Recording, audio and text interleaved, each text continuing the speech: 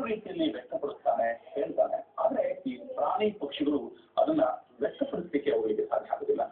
ಆದ್ರೆ ಅವುಗಳನ್ನ ಪ್ರೀತಿಸುವಂತಹ ಜೀವಗಳ ಮೇಲೆ ಅವುಗಳಿಗೂ ಒಂದು ಅನನ್ಯವಾದಂತಹ ಪ್ರೀತಿ ಇರುತ್ತೆ, ನಿರೀಕ್ಷೆ ಇರುತ್ತೆ.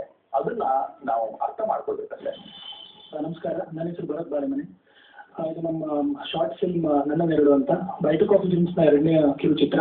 ಈ ಚಿತ್ರದ ಮೂಲಕ ನಾವು ಸಾರೋ ಸಂದೇಶ ಏನಂದ್ರೆ, ಪ್ರಾಣಿಗಳಿಗೆ ಪ್ರೀತಿಯನ್ನು ತೋರಿಸಿ ಹಿಂಸೆಯನ್ನ ಕೊಡಬೇಡಿ.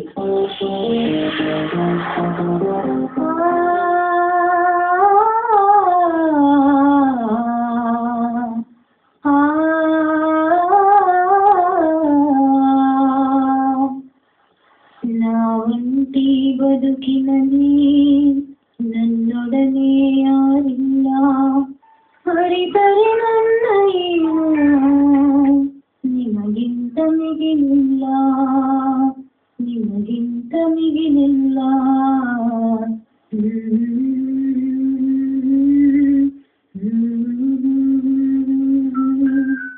ನನ್ನಂತೆ ಅವಳು ನನಗೆಂದೇ ಕಾಡಿಹಳು, ಸೇರುವ ಆಸೆಯಲಿ ನನ್ನೆದುರು ಬಂದಿಹಳು.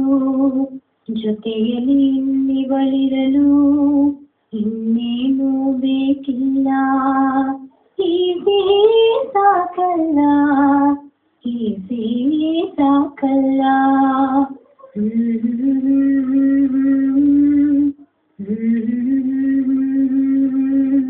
ಪ್ರೀತಿ ಇಲ್ಲದ ಬಾಳಲಿ ನನ್ನ ಬದುಕು ಸೆರೆವಾಸ, ದುಷ್ಟರ ಕೊನೆಗೆರಳಿಂದ ಏಕಾಂತದ ಸಹವಾಸ.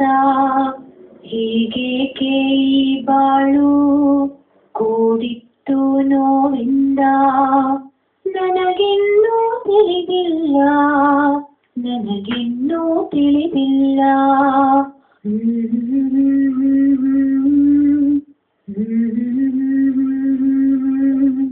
ಮರೆಯಾದಳು ಆ ಗೆಳತಿ ಬೇರ್ಪಡಿಸುವ ಕೈಯಿಂದ, ಕೊನೆಗಾಣಲು ಈಸೆಯ ನನ್ಯಾವ ತಪ್ಪಿಂದ.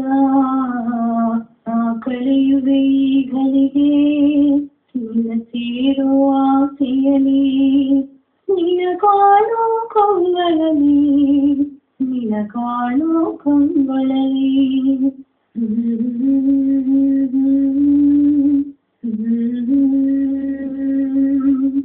ಕಾಣಲು ಕೊನೆಗಾಗಲದೆ ಖಂಡಿತ ಮತ್ತೆ ಪ್ರೀತಿ, ನಿನ ಮನೆಯಲ್ಲಿ ನನ್ನಿರಿಸು, ನಿನ ಪ್ರೀತಿ ನನಗೊಳಿಸು, ನಿನ ಪ್ರೀತಿ ನನಗೊಳಿಸು.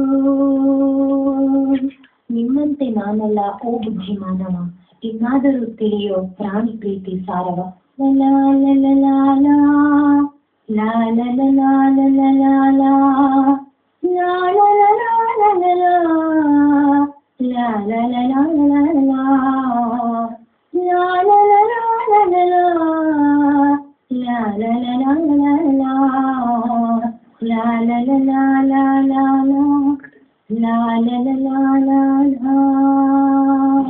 ಭರತ್ ಬಾಳೆಮನೆಯವರು ಮೈ ಶ್ಯಾಡೋ ಅನ್ನುವ ಒಂದು ಕಿರುಚಿತ್ರವನ್ನ ತಯಾರಿಸಿದ್ದಾರೆ.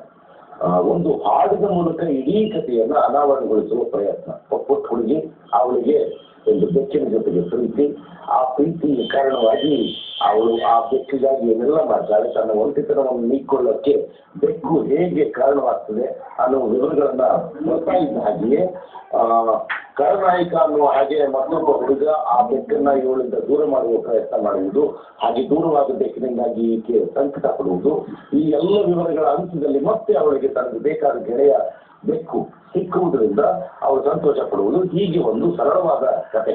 ಇದಕ್ಕೆ ಹಿನ್ನೆಲೆಯಾಗಿ ಒಂದು ಹಾಡನ್ನು ಬಳಸಿದ್ದಾರೆ. ಆ ಹಾಡಿನ ಮೂಲಕವೇ ಇಡೀ ಸಿನಿಮಾ ಅನಾವರಣಗೊಳ್ತಾ ಹೋಗ್ತದೆ. ಅದಕ್ಕಾಗಿ ಅವರು ಮ್ಯೂಸಿಕಲ್ ಮಾಂಟಾಜ್ ಎನ್ನುವ ಸಂಗೀತದ ಲಯಕ್ಕೆ ತಕ್ಕ ಹಾಗೆ ಚಿತ್ರಕಥೆಗಳನ್ನು ತೆಗೆಯುವ ಪ್ರಯತ್ನ ಕೂಡ ಮಾಡಿದ್ದಾರೆ. ತುಂಬಾ ಒಳ್ಳೆಯ ಪ್ರಯತ್ನ. ಛಾಯಾಗ್ರಹಣ, ಸಂಕಲನ ಎಲ್ಲವೂ ಕೂಡ ಸಾಕಷ್ಟು ವೃತ್ತಿಪರತೆಯಿಂದ ಕೂಡಿದೆ. ಆದರೆ ಪ್ರಾಯಶಃ ಈ ಹಾಡು ತನ್ನೊಳಗೆ ಇರುವ ವಾಚ್ಯತೆಯ ಗುಣದಿಂದಾಗಿ ಒಟ್ಟು ಕಥೆಗೆ ಇರುವ ಕಾವ್ಯ ಶಕ್ತಿಯನ್ನ ಈ ಹಾಡು ಕಳೆದು ಹಾಕ್ಕೊಳ್ತಾ ಇದೆಯೇನೋ. ಹಾಡಿನಲ್ಲೇ ಒಂದು ಕಾವ್ಯ ಶಕ್ತಿ ಇರುತ್ತಲ್ಲ, ಆ ಕಾವ್ಯ ಶಕ್ತಿ ಸಿನಿಮಾದ ಮೇಲೆ ಆರೋಪಿತಗೊಂಡು ಸಿನಿಮಾದ ಒಳಗಡೆಯೇ, ಆ ಕಥೆಯ ಒಳಗಡೆನೇ ಇರುವ ಕಾವ್ಯ ಶಕ್ತಿಯನ್ನ ಈ ಕಾವ್ಯದಲ್ಲಿರುವ ವಾಕ್ಯ ಶಕ್ತಿ ಕೊಂತಾ ಇದೆಯೇನೋ ಅನ್ಸುತ್ತೆ. ಪ್ರಾಯಶಃ ಈ ಹಾಡನ್ನ ತೆಗೆದು ಹಾಗೆಯೇ ಹಿಂದಿನ ಸಂಗೀತವನ್ನ ಇನ್ಸ್ಟ್ರೂಮೆಂಟ್ಗಳ ಮೂಲಕ ಮಾಡಿ ಈ ಸಿನಿಮಾನ ಕಟ್ಕೊಟ್ಟಿದ್ರೆ ಇನ್ನೂ ಶಕ್ತಿಯುತವಾದ ಸಿನಿಮಾ ಆಗ್ತಿದ್ದೇನೆ. ಪುಟ್ಟ ಬೆಕ್ಕಿನ ಮರಿಯೊಂದು ತನ್ನನ್ನ ಅದಮ್ಯವಾಗಿ ಪ್ರೀತಿಸುವಂತಹ ಆ ಜೀವದ ಮೇಲೆ ಎಂಥ ನಿರೀಕ್ಷೆಯನ್ನ ಅಥವಾ ಪ್ರೀತಿಯನ್ನ ಇಟ್ಟುಕೊಂಡಿದೆ ಅಲ್ವಾ? ಈ ಪ್ರಯತ್ನ ನಿಮ್ಗೆ ಇಷ್ಟ ಆಗಿದ್ರೆ ನೀವು ವೋಟ್ ಮಾಡಬೇಕಾಗಿದ್ದು FS_033 ಅಂತ ಟೈಪ್ ಮಾಡಿ, ಅದನ್ನ 9243216666 ಈ ಸಂಖ್ಯೆಗೆ SMS ಮಾಡಿ. ಜನಶ್ರೀ ನ್ಯೂಸ್ ನಲ್ಲಿ